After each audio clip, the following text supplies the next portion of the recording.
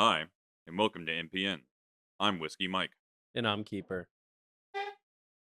Today, we will be discussing shots fired at Border Patrol agents, a ward manager for the Northeast London Foundation getting sentenced, British barbershop owner concerns about a train stabbing, satellite advancements for Mars observations, Japan versus Bears, Syria joining the US and her allies against the Islamic State group, AI tech debt growing, and Waymo driverless cars hitting the freeway.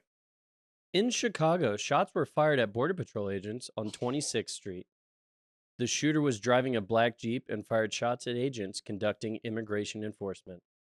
According to the Department of Homeland Security, the agents were targeted by people throwing bricks and paint at the agents' vehicles. The suspect of the shooting was arrested by the Chicago Border Patrol officers this past Monday afternoon. Residents in the Chicago area have turned to yelling at the agents and blowing whistles toward them in protest of the actions taken by the federal agents. On November 6th, District Judge Sarah Ellis issued a restraining order against federal agents' use of tear gas, as well as other riot control weapons on people not posing an immediate threat. She continued by ensuring that before any use of these crowd control methods, two clear and reasonably loud warnings must be given. This comes about as public outcry against agents increases. One high school in Little Village, Chicago, even performed a walkout in protest of the increased immigration movement. Benjamin Aninakawa, hospital trust and ward manager for the Northeast London Foundation, is set to be convicted. These convictions come about after investigations were done regarding the suicide of a ward patient, Alice Figueiredo. Alice's mother, Jane, and stepfather, Max, went through a 7-month process of looking through evidence in relation to their daughter's death. Jane Figueiredo spoke about the toll of this process, stating, "It's also very distressing because you know that she's been failed at every point all along the way, and you're also reliving the suffering that she went through. It's adding trauma on top of the wound that you've already got, the worst wound you can imagine of losing your child." Max Figueroa spoke against the mindset and attitude towards what happened, stating, "How can society look at that event and portray it as something that happens as a matter of course?" Alice's mother later revealed how her daughter has previously spoke on the only way out of the hospital being a body bag. Miss Figueroa stated, "It's because she did not feel safe." A barbershop owner in Peterborough calls to question local police response as a way to have prevented the recent train stabbing. This comes about as Ibrahim Wanis, the owner of Ritzy Barbers, speaks on how the suspect for the stabbings that occurred November 1st was seen previously in a shop wielding a knife. Ibrahim Wanis had been called on Halloween by one of his employees about a man that came in wielding a knife. After verifying that his team was not joking about the situation, he rushed back to the store only for the culprit to not be there. About 90 minutes after viewing CCTV footage, the owner Ibrahim Wanis called local police, but as the suspect wasn't present, the police did not come. The next day, when the suspect came back with a knife, the police took 20 minutes to show up, giving the man more than enough time to escape. The CCTV footage of the incident was not viewed by police until Sunday, 2 days after the first call, according to Ibrahim Wanis. When asked about the incidents, Mr. Ibrahim stated, "I feel like we wasn't taken seriously.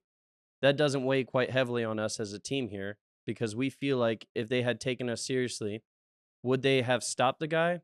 And would the guy have been in custody? Something that sits on us because the police didn't come fast enough to respond."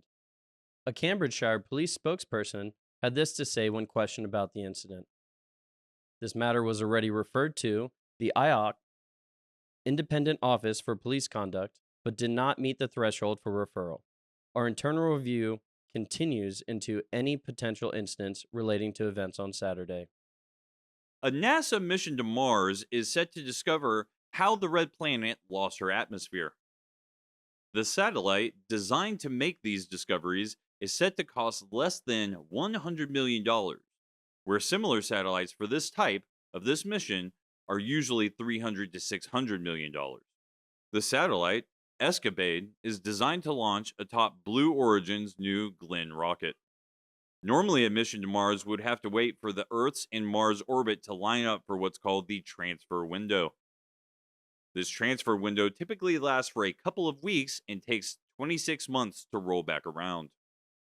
The Escapade is designed to instead loiter around space and wait for the proper timing so as to allow for launches to happen any time of the year. This loitering occurs by utilizing Lagrange point 2 as its dead zone in space where gravitational pulls of Earth and Sun are in balance. Bear attacks in Japan claim 13 lives as the frequency has reached 100 since April of this year. The bears have been spotted entering homes and disturbing schools. A Matagai, traditional bear hunters of Japan, has spoke on the bear attacks, stating, "It's becoming something that feels personal, and it's simply frightening." Another man, Kaiji Minatoya, from the Akita region, reclaimed how he had a bear leap from his garage, pin him down, and bite his face. Troops have been mobilized for trapping and hunting the bears, while riot police have been allowed rifle use to shoot the bears. Japan's brown bear population has doubled in the past 3 decades, reaching 12,000, with the Asian bear population reaching 42,000. Japan has hunted over 4,200 bears between the months of April and September. Syria is set to join the international community in a joint effort to combat the Islamic State group. Formerly considered a terrorist by the U.S. government, President al-Shara had a $10 million bounty placed on his head.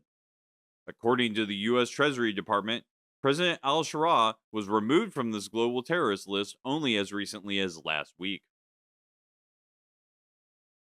During the discussion at the White House between President al-Shara and President Trump, rather than talk about past relations, they discussed the present and future cooperation. The two parties also spoke on how Syria will be a geopolitical and economic partner of Washington. After their meeting, President Trump told the press, "He's a very strong leader, he comes from a very tough place, and he's a tough guy."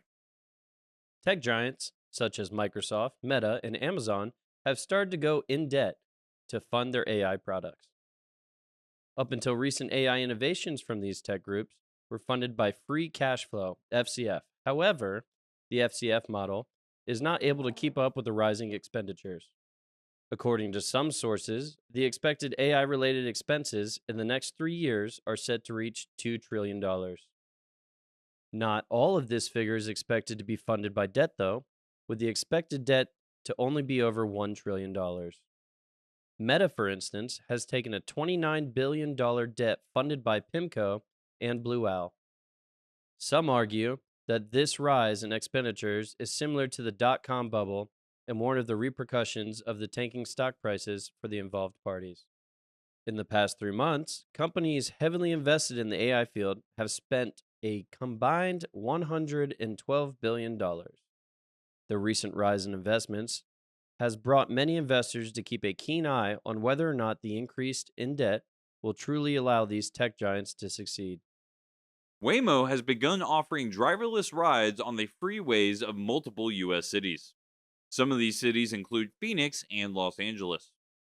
The company spoke on how they were releasing this after much verification and millions of miles driven. Waymo has also spoke on how if their vehicles recognize any issues, they will automatically exit the freeway. The company has also spoke on their cooperation with Highway Patrol in preparation for circumstances that would cause the car to need to pull over. Within the last 4 years, Waymo has reported over 1,200 collisions involving its vehicles. Hi, and welcome to...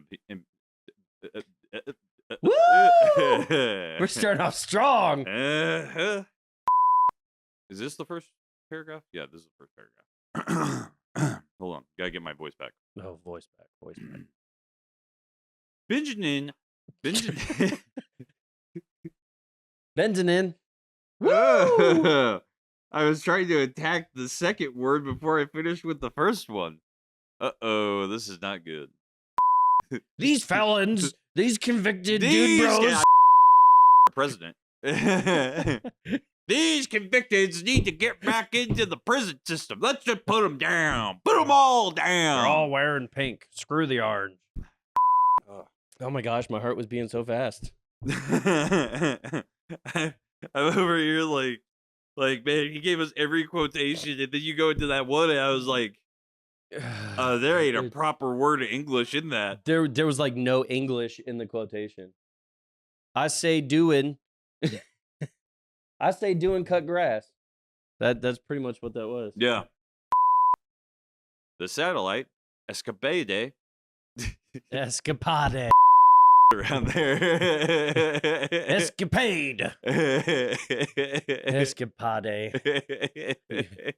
Sorry. Escapade. All uppercase.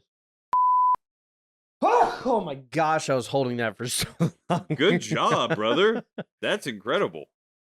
You were just waiting for me to fuck up so you could do it. Oh, that too. Oh, man. Oh. Bear attacks in High Pond claim 13 lives as the frequency has reached 100 since April of this year. Did you say hop on? I thought you said you wanted weird Japanese names. Man, try again. Is that what I meant? It's all becoming something that feels personal. That's going into the bloopers. After their meeting, President Tump. Woo! Tump, tump, tump, tump, tump, tump. Big orange man, tump. Yeet. Right. They didn't say they would use the exit. They would just said that they would exit the freeway. Wow, that's where we're ending. Finn. Finny. I thought that said Finny. Finny. Yeah, without glasses, I could see that. Yeah. Oh, it does say It Finny. does say Finny. I was right. My glasses lied to me. Jeff! My name is Jeff.